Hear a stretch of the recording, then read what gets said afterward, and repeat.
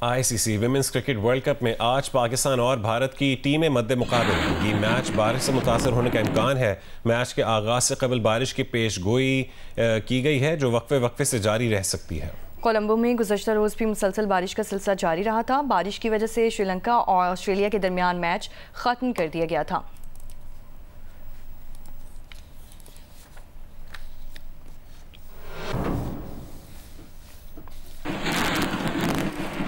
آئی سی سی women's world cup میں آج روایتی حریف پاکستان اور بھارت مد مقابل آئیں گے۔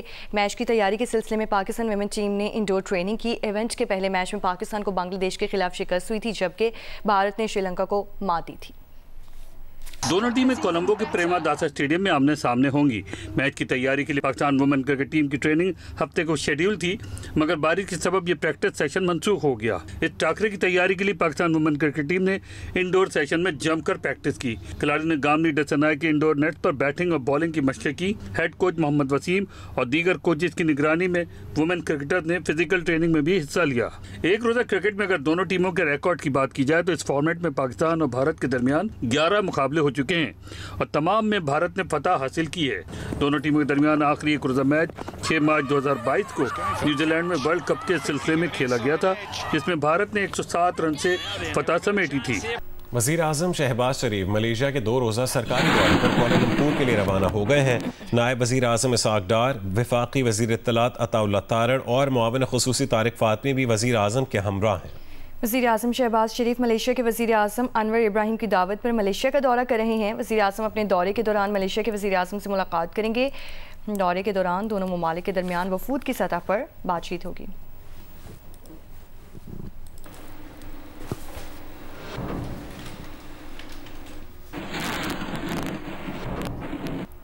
فتنہ ہندوستان کے دہشت گردوں نے بلوچستان کے علاقے کورکی میں پرامن لوگوں پر حملہ کیا ہے۔ سیکیورٹی ذرائع کا کہنا ہے کہ مقامی قبائل اور فتنہ ہندوستان کے درمیان جھڑپ میں 4 دہشت گرد اور 2 زخمی ہو گئے ہیں۔ دہشت گردوں سے جھڑپ کے دوران مقامی قبیلے کا 1 فرد شہید اور 2 زخمی ہوئے۔ مقامی قبائل کے اصرار کے باوجود دہشت گردوں نے علاقہ خالی کرنے سے انکار کر دیا تھا۔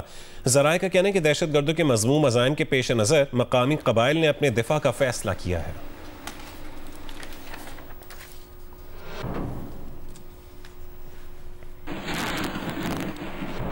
اور وزیر دفاع خواجہ آصف نے کہا ہے کہ پاکستان اللہ کے نام پہ بنی ریاست ہے، ہمارے محافظ اللہ کے سپاہی ہیں۔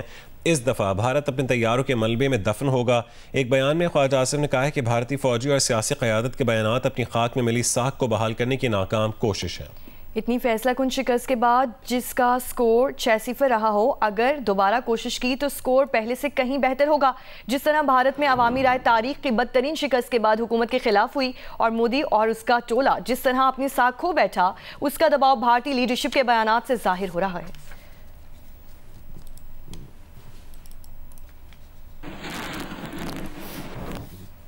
ترجمان پاک فوج نے کہا ہے کہ بھارت اجتماعی بھول کا شکار ہو کر اب ایک نئے تصادم کی خواہش میں مبتلا دکھائی دیتا ہے۔ اگر جنگ کا نیا دور شروع ہوتا ہے تو پاکستان پیچھے نہیں رہے گا۔ اس بار ہم بھارتی سرزمین کے دور دراز ترین حصوں تک کو نشانہ بنائیں گے۔ جہاں تک پاکستان کو نقشے سے مٹانے کی بات ہے، بھارت جان لے مٹانا 2 طرفہ ہوگا۔ بھارت شاید اپنے تباہ شدہ لڑاکا طیاروں اور پاکستان کے دور تک مار کرنے والے ہتھیاروں کی تباہ کاریوں کو بھول گیا ہے۔ رپورٹ کریں گی زرمین زہرا۔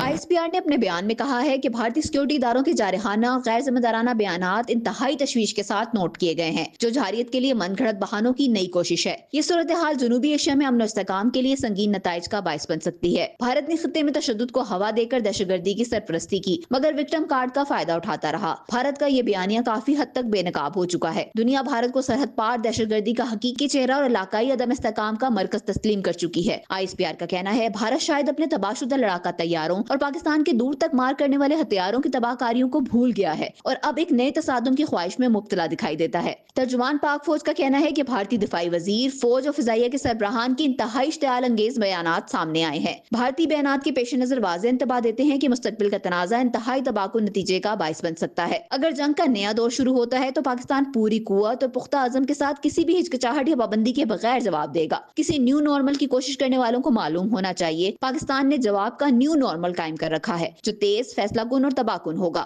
جارحیت کے جواب میں پاکستان کے عوام اور افواج ہر کونے کنارے تک لڑنے کی صلاحیت رکھتی ہیں۔ اس بار جغرافیائی عدم حساسیت کے تصور کو چکنا چور کر دیں گے، بھارتی سرزمین کے دور دراز ترین حصوں تک کو نشانہ بنائیں گے۔ جہاں تک پاکستان کو نقشے سے مٹانے کی بات ہے تو بھارت جان لے کہ مٹانا دو طرفہ ہوگا۔ زرمین زہرا، جیو نیوز، اسلام آباد۔ سیکیورٹی ذرائع نے واضح طور پر کہا ہے کہ پاکستان کو پتہ ہے بھارت کو کیسے ہینڈل کرنا ہے۔ آپریشن سندور جیسا کچھ کیا تو اس کا پہلے سے بہتر علاج کریں گے۔ اس بار سارے شکوے دور کر دیں گے۔ بھارتی دھمکیاں گیدڑ بھپکیوں کے سوا کچھ نہیں ہیں۔ مسلح افواج تیار ہیں۔ بھارت نے جنگی بجٹ بڑھا دیا ہے۔ یہ بھی پتہ ہے کہ بھارت کون سا اسلحہ خرید رہا ہے، مگر ہمیں کوئی تشویش نہیں ہے۔ راج ناتھ سنگھ قابل اعتبار نہیں، اس کی کسی بات پر یقین نہیں کیا جانا چاہیے۔ ملکی سیاسی معاملات پر سیکیورٹی ذرائع نے کہا ہے کہ فوج کا نہ کسی سیاسی جماعت سے کوئی رابطہ تھا، نہ ہے اور نہ کرنا چاہتی ہے۔ مذاکرات سیاسی جماعتوں میں ہوتے ہیں، وہیں ہونے چاہیے۔ اسرائیل کو غزہ میں ظلم اور فلسطینیوں کی نسل کشی روکنا ہوگی۔ پاک سعودی عرب معاہدہ دفاعی، معاشی اور اسٹریٹجک ہے۔ عالمی کمپنیز پاکستانی دھاتوں اور معدنیات میں دلچسپی لے رہی ہیں۔ پاکستان اپنا فائدہ دیکھے گا۔ ریٹائرڈ جنرل فیض حمید کے بارے میں سیکیورٹی ذرائع نے کہا کہ ان کے خلاف فیلڈ جنرل کورٹ مارشل کی کارروائی قانونی تقاضوں کے تحت ہو رہی ہے۔ یہ ایک لمبا پروسیس ہے۔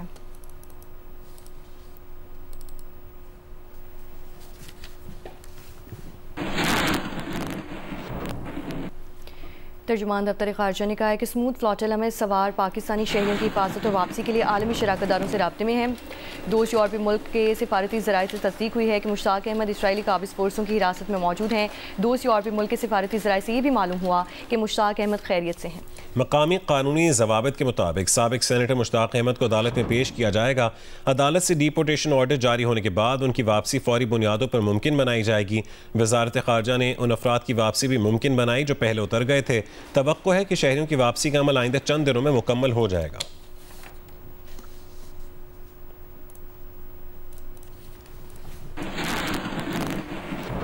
غزہ کے حق اور اسرائیلی مظالم کے خلاف دنیا بھر میں احتجاج اور لاکھوں افراد کا فلسطینیوں سے اظہار یکجہتی کا سلسلہ جاری ہے۔ اسپین کے شہر میڈرڈ میں ہزاروں افراد نے غزہ اور فلوٹیلا پر اسرائیلی حملے کے خلاف احتجاج کیا۔ بارسلونا میں بھی ہزاروں افراد نے مارچ کیا۔ اٹلی کے شہر روم میں فلسطین کے حق میں مظاہرہ ہوا۔ مظاہرین اور پولیس کے درمیان جھڑپیں بھی ہوئیں۔ پرتگال کے دارالحکومت میں ہزاروں افراد نے فلسطین کے حق میں ریلی نکالی، اسرائیل کے خلاف اور فلسطین کی آزادی کے حق میں نعرے لگائے۔ آئرلینڈ کے دارالحکومت ڈبلن میں بھی ہزاروں افراد نے فلسطین کے جھنڈے تھام کر مارچ کیا۔ اسرائیل کے غزہ اور فلاٹیلا پر حملے کی مذمت۔ لندن میں بھی ریلی، فلسطینیوں کا قتل عام روکنے کا مطالبہ۔ پولیس نے 175 سے زائد مظاہرین کو حراست میں لے لیا۔ فرانس کے دارالحکومت پیرس میں بھی فلسطین کے ساتھ اظہار یکجہتی۔ اسرائیلی دارالحکومت تل ابیب میں ہزاروں افراد سڑکوں پر نکل آئے، حکومت سے غزہ جنگ بندی اور یرغمالیوں کی رہائی کا مطالبہ۔ امن معاہدے پر رضامندی اور امریکی صدر ٹرمپ کے غزہ پر حملے روکنے کے مطالبے کے باوجود اسرائیلی فوج کی غزہ پر بمباری نہ رک سکی۔ جنوبی غزہ میں بے گھر فلسطینیوں کے خیموں پر اسرائیل کا ڈرون حملہ، متعدد افراد زخمی ہو گئے۔ غزہ پر اسرائیلی حملوں سے گزشتہ 24 گھنٹوں میں 70 فلسطینی شہید ہوئے۔ اسرائیلی فوج نے یمن سے داغے گئے میزائل کو ناکارہ بنانے کا دعویٰ کیا ہے۔ حماس نے کہا ہے کہ غزہ پر جاری حملوں سے ثابت ہوتا ہے کہ اسرائیل فلسطینیوں کا قتل عام جاری رکھے ہوئے ہے۔ حماس اور اسرائیل کے درمیان 2 روزہ بالواسطہ مذاکرات آج سے قاہرہ میں شروع ہو رہے ہیں۔ 2 سالہ جنگ میں فلسطینی شہداء کی تعداد 67,000 سے تجاوز کر گئی۔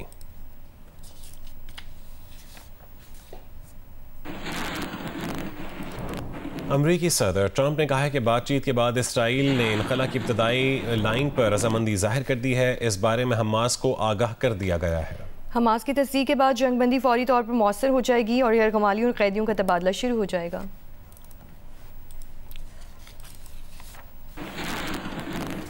اسرائیلی وزیر اعظم نیتن یاہو نے ایک بار پھر کہا ہے کہ حماس کو غیر مسلح کیا جائے گا، چاہے سفارتی حل ہو یا اسرائیلی فوجی طاقت، حماس غیر مسلح ہوگی۔ امریکہ کو بتا دیا ہے کہ حماس کو غیر مسلح کرنا ہے اور ہمیں یہ کام کرنا ہے۔ نیتن یاہو نے کہا ہے کہ اسرائیلی وفد کو قاہرہ جانے کی ہدایت کر دی ہے۔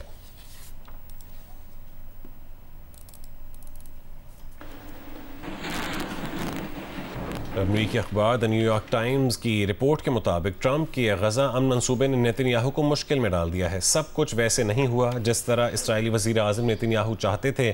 نیتن یاہو کا خیال تھا کہ امریکی صدر نے کا منصوبہ اسرائیل کو حماس پر مکمل فتح دلوائے گا، لیکن ایسا لگتا ہے کہ شاید ان کو وہ سب کچھ نہیں ملے گا جو وہ چاہتے ہیں۔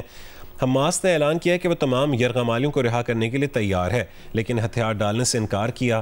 نیتن یاہو کے قریبی اتحادی سینیٹر لنزے گراہم نے کہا ہے کہ حماس نے صدر ٹرمپ کی تجویز کو اصل میں مسترد کیا ہے۔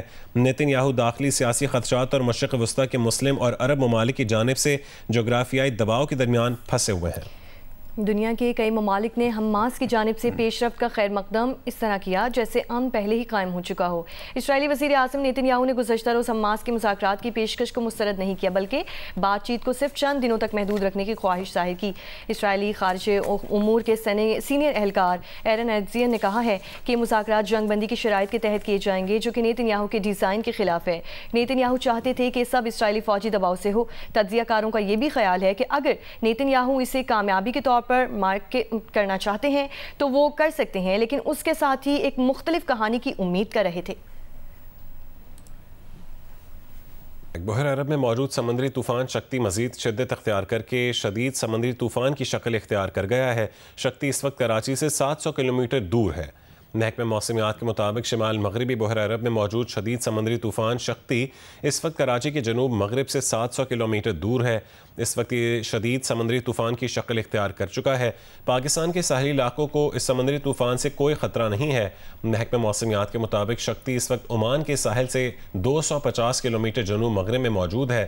کل صبح اس کی شدت میں کمی آنا شروع ہو جائے گی۔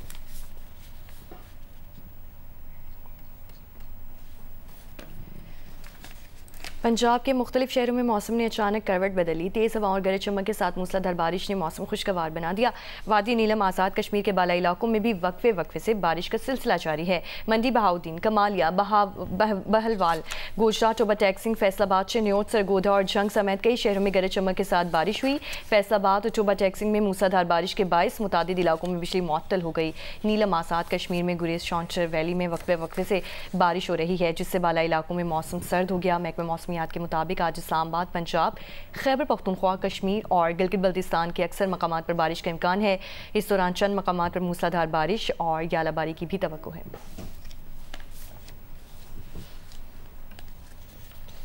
سیلاب کے باعث M5 موٹر وے ملتان آج 23ویں روز بھی بند ہے۔ موٹر وے پولیس کے مطابق موٹر وے ملتان سے جھانگڑا انٹرچینج تک بند کی گئی ہے۔ موٹر وے کا 20 کلومیٹر لمبا ٹریک 13 سے زائد مقامات سے متاثر ہوا ہے اور موٹر وے بند ہونے سے ٹریفک متبادل راستوں سے چلائی جا رہی ہے۔ موٹر وے کے متاثرہ حصوں کی بحالی کا کام پانی کا بہاؤ کم ہونے پر ہی شروع کیا جائے گا۔ کبیر والا میں دریائے راوی کے سیلاب سے متاثر ہونے والا عبدالحکیم شورکوٹ فیصل آباد ریلوے اسٹیشن تاحال بحال نہیں ہو سکا۔ سیلاب کو گزرے 1 ماہ ہو گیا، لیکن ٹریک پر مختلف مقامات پر پڑنے والے شگاف اب تک نہیں بھرے جا سکے۔ درخانہ اسٹیشن کے قریب سے سب سے بڑا 30 فٹ چوڑا شگاف موجود ہے، جس نے ٹرین آپریشن مکمل طور پر معطل کر رکھا ہے۔ اس ریلوے ٹریک سے 7 مختلف ٹرینیں گزرا کرتی تھیں، جن کی بندش سے مسافروں کو شدید مشکلات کا سامنا ہے۔ ریلوے حکام کے مطابق ٹریک کی بحالی کا ٹینڈر مکمل ہو چکا ہے اور ٹیکنیکل اپروول کے بعد مرمتی کام شروع کر دیا جائے گا۔ آئندہ 2 سے 3 ہفتوں میں ٹرینوں کی آمد و رفت بحال کر دی جائے گی۔ ٹھٹا کے گاؤں یار محمد ملہ میں سیلاب متاثرین کا سیلاب سے ذریعہ معاش مکمل تباہ ہو چکا ہے۔ علاقہ مکین کشتی میں جنگل سے لکڑیاں کاٹ کر کنارے پر لا کر فروخت کر رہے ہیں۔ تفصیلات بتائیں گے شاہد صدیقی۔ جی، میں اس وقت ٹھٹا سجاول پل سے متصل مٹکا اسٹاپ پر موجود ہوں۔ حالیہ ریلوں سے اس مٹکا اسٹاپ سے متصل یار محمد ملہ کا جو گاؤں اور جو وہاں زرعی فصلیں تھی وہ تمام کی تمام زیر آب آ گئی تھی۔ یہاں کے جو مکین ہیں وہ انتہا بے روزگار ہو گئے ہیں۔ تو ابھی آپ یہ دیکھ سکتے ہیں کہ یار محمد ملہ کے جو مکین ہیں یہ اب اپنے اور اپنے بچوں کے گزر بسر کے لیے یہ جنگل سے لکڑیاں کاٹ کر لاتے ہیں، کشتیوں پہ یہ لکڑیاں جمع کرتے ہیں، پھر کشتیوں کے ذریعے یہ جو کنارے پر لاتے ہیں، یہاں اتارتے ہیں اور اس کے بعد جو ہے یہاں سے یہ 250 سے 300 روپے من جو ہے لکڑی لے جا کر فروخت کرتے ہیں۔ ان کا یہی کہنا تھا کہ سیلاب آیا اور ہمارا سب کچھ بہا کر لے گیا۔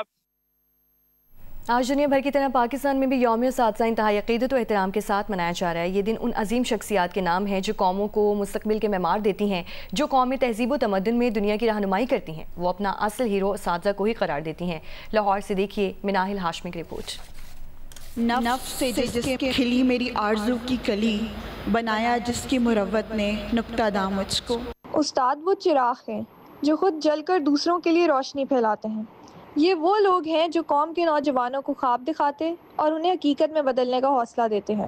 ٹیچنگ کی اور تدریس کی اس سے زیادہ اور کیا اہمیت ہو سکتی ہے کہ اس کو ٹیچنگ کو it is called profession of prophets, یہ پیغمبروں کا پیشہ ہے۔ استاد کا جو کردار ہے وہ ایک فیسیلیٹیٹر کا ہے، اور جب ہم فیسیلیٹیٹر کہتے ہیں تو صرف اس کا کام لیکچر دینا نہیں ہے، ایک مینٹورنگ اس کا کام ہے، اس کا کام کاؤنسلنگ کرنا بھی ہے۔ اساتذہ کا کہنا ہے کہ ان کا کردار محض کتابوں کی تعلیم تک محدود نہیں، بلکہ وہ کردار سازی، رہنمائی اور شعور کی وہ روشنی بانٹتے ہیں جو نسلوں کو جینے کا سلیقہ دیتی ہیں۔ پروفیشن سے زیادہ میری تو یہ پیشن ہے کہ جس میں ہم نسلوں کی آبیاری میں اپنا کچھ ایک حقیر سا حصہ جو ہے وہ ڈالنے کی کوشش کرتے ہیں کہ یہ بچیاں ہیں کہ جو اگلی نسلوں کی تربیت کریں گی۔ اسلامی نقطۂ نظر سے بھی استاد کا درجہ نہایت بلند ہے۔ قرآن و حدیث میں معلم اعظم حضرت محمد مصطفیٰ صلی اللہ علیہ وآلہ وسلم کی ذات کو بطور سب سے بڑے معلم انسانیت قرار دیا گیا ہے۔